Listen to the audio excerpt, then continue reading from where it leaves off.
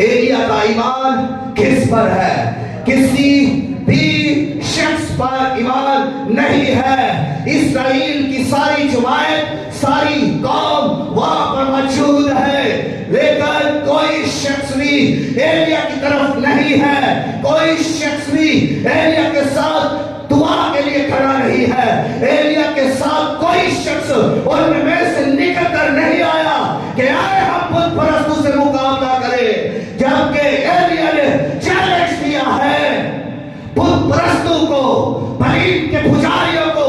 एलिया ने चैलेंज दिया है कि मेरा खुदा सच्चा है। एक शख्स 850 नबियों को चैलेंज दे रहा है और इस्राएल की सारी कौम वहां पर खड़ी है। किसी ने भी एलिया का साथ नहीं दिया, किसी ने भी एलिया के साथ घुटने नहीं झुकाए, किसी ने भी आकर एलिया की मदद नहीं की। सब तमाशाई है, सब देख रहे हैं, सब वाह कर रहे हैं। हाँ एलिया, तूने ये बात बड़ी खूब कही है। एलिया ने क्या कहा? एलिया ने कहा एक बैल इन 850 नबियों को दिया जाए और एक बैल मुझे दिया जाए और दोनों के टुकड़े टुकड़े करके मस्बा पर रखा जाए और नीचे आग ना दी जाए।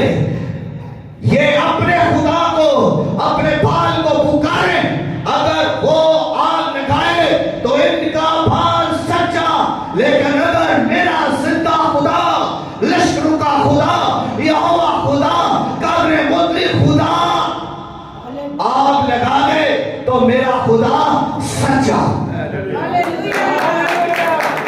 मेरा खुदा सच्चा। सब तालियां बजाने लगे,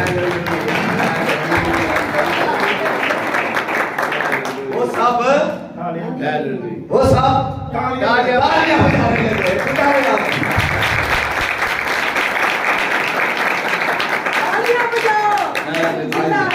वो इस्राएल कौम ऐसी थी, तालियां बजा रही थी, खुश हो रही थी। वाह वाह, क्या जबरदस्त बात की है।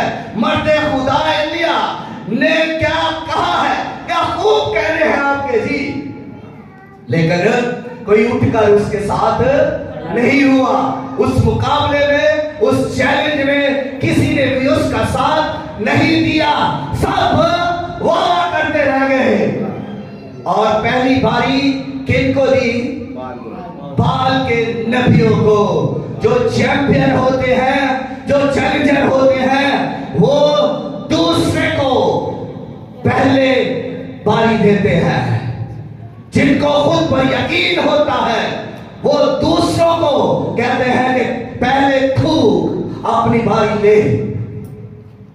एलिया चैंपियन है, एलिया चैलेंजर है, एलिया में ईमान है, एलिया में खुदा की कुदरत है, एलिया में खुदा का मसा है, एलिया पर खुदा की अनॉइंटिंग है, एलिया पर खुदा की हजूरी है। एलिया न डर है क्योंकि उसके अंदर क्या है? खुदा की कुदरत है। और जिसमें खुदा की कुदरत है, जिसमें खुदा का रूह है, वो दलेर है, वो चैलेंजर है, वो चैलेंज देता है और वो किसी से डरता नहीं, वो किसी से शर्माता नहीं, वो किसी से घबराता नहीं। वो चैलेंज देता है जो जादूगरों को, बदरूहों को, शैतान को और हर तरह के घटिया घिनौने शेष को भी चैलेंज देने की कुदरत रखता है।